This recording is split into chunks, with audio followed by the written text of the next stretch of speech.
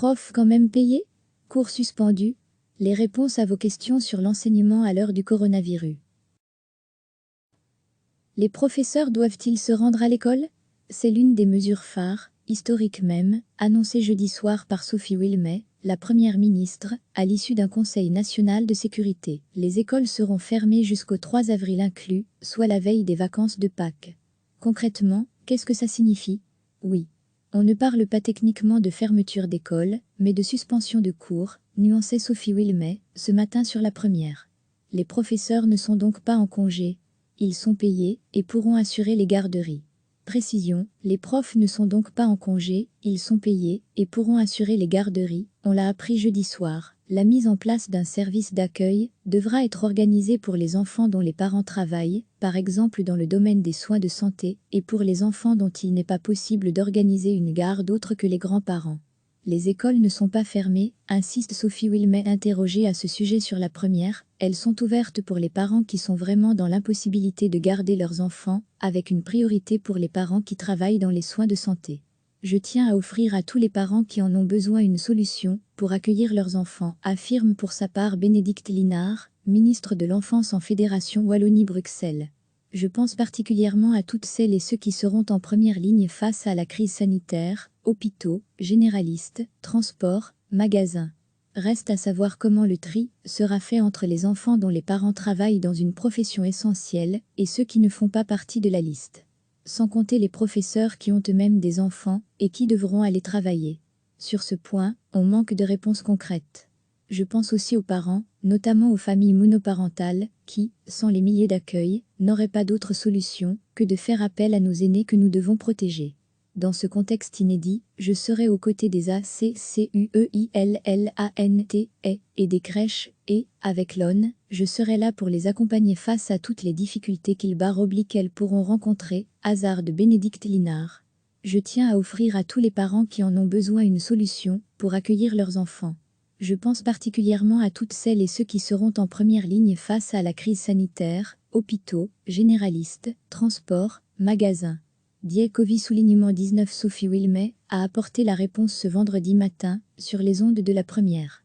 Derrière toute décision qui est prise, ce sont d'abord des scientifiques qui nous font des propositions. Ces propositions se basent sur des études de terrain, l'évolution de la propagation du virus, mais aussi la meilleure manière de limiter la propagation du virus. Et à ce moment-là, ils prennent en compte différents facteurs, par exemple le nombre de personnes qui se réunissent au même endroit, la fréquence des réunions, le mix d'âge, si l'endroit est isolé ou pas. C'est toute une série d'éléments qui prévalent à la décision. Et donc, cette différence entre crèche et école, c'est parce qu'il ne s'agit pas du même public. Les crèches sont des endroits plus petits, avec des enfants en bas âge qui sont extrêmement contagieux, mais ne développent pas de complications à la maladie. Comme ce sont des silos assez restreints, eh bien on peut les garder ouverts. Une autre raison est que l'école est obligatoire, donc si vous ne voulez pas mettre votre enfant à l'école, alors qu'il n'est pas malade, vous n'en avez pas le droit. Mais ça reste possible dans une crèche. Vos enfants resteront-ils à la maison sans travail scolaire, avec pour seul objectif d'améliorer leur classement aux jeux vidéo Fortnite tout en faisant des vidéos sur le réseau social TikTok? Les épreuves du SEB, du CE1D, du CES, approchent. Les élèves seront-ils prêts à temps pour les passer? Sur ce point, on en est réduit aux suppositions, chaque école est en train de réfléchir à la question, sachant que la suspension des cours entre en vigueur ce lundi. Recevez chaque matin l'essentiel de l'actualité. C'est l'une des mesures phares, historiques même, annoncées jeudi soir par Sophie Wilmès, la première ministre, à l'issue d'un conseil national de sécurité. Les écoles seront fermées jusqu'au 3 avril inclus, soit la veille des vacances de Pâques. Concrètement, qu'est-ce que ça signifie? Les professeurs doivent-ils se rendre à l'école? Oui. On ne parle pas techniquement de fermeture d'école, mais de suspension de cours, nuançait Sophie Wilmès, ce matin sur la première. Les professeurs ne sont donc pas en congé. Ils sont payés et pourront assurer les garderies. Précision, les profs ne sont donc pas en congé, ils sont payés et pourront assurer les garderies. Précision, les profs ne sont donc pas en congé, ils sont payés et pourront assurer les garderies. Une garderie sera-t-elle organisée? On l'a appris jeudi soir. La mise en place d'un service d'accueil devra être organisée pour les enfants dont les parents travaillent, par exemple dans le domaine des soins de santé, et pour les enfants dont il n'est pas possible d'organiser une garde autre que les grands-parents. Les écoles ne sont pas fermées, insiste Sophie Wilmay interrogée à ce sujet sur la première, elles sont ouvertes pour les parents qui sont vraiment dans l'impossibilité de garder leurs enfants, avec une priorité pour les parents qui travaillent dans les soins de santé. Je tiens à offrir à tous les parents qui en ont besoin une solution pour accueillir leurs enfants, affirme pour sa part Bénédicte Linard, ministre de l'Enfance en Fédération Wallonie-Bruxelles. Je pense particulièrement à toutes celles et ceux qui seront en première ligne face à la crise sanitaire, hôpitaux, généralistes, transports, magasins. Reste à savoir comment le tri sera fait entre les enfants dont les parents travaillent dans une profession essentielle et ceux qui ne font pas partie de la liste. Sans compter les professeurs qui ont eux-mêmes des enfants et qui devront aller travailler. Sur ce point, on manque de réponses concrètes. Je pense aussi aux parents, notamment aux familles monoparentales, qui, sans les milieux d'accueil, n'auraient pas d'autre solution que de faire appel à nos aînés que nous devons protéger. Dans ce contexte inédit, je serai aux côtés des ACCUEILLANT et des crèches et, avec l'ONN, je serai là pour les accompagner face à toutes les difficultés qu'elles pourront rencontrer, hasard de Bénédicte Linard. Je tiens à offrir à tous les parents qui en ont besoin une solution pour accueillir leurs enfants. Je pense particulièrement à toutes celles et ceux qui seront en première ligne face à la crise sanitaire, hôpitaux, généralistes, transports, magasins. Covid-19. Je tiens à offrir à tous les parents qui en ont besoin une solution pour accueillir leurs enfants.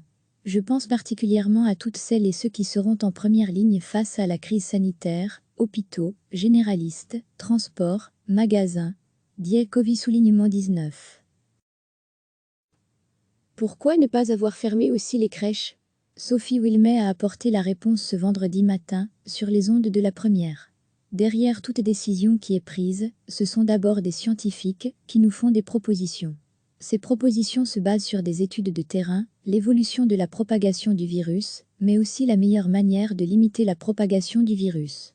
Et à ce moment-là, ils prennent en compte différents facteurs, par exemple le nombre de personnes qui se réunissent au même endroit, la fréquence des réunions, le mix d'âge, si l'endroit est isolé ou pas. C'est toute une série d'éléments qui prévalent à la décision. Et donc, cette différence entre crèche et école, c'est parce qu'il ne s'agit pas du même public. Les crèches sont des endroits plus petits, avec des enfants en bas âge qui sont extrêmement contagieux, mais ne développent pas de complications à la maladie. Comme ce sont des silos assez restreints, eh bien on peut les garder ouverts.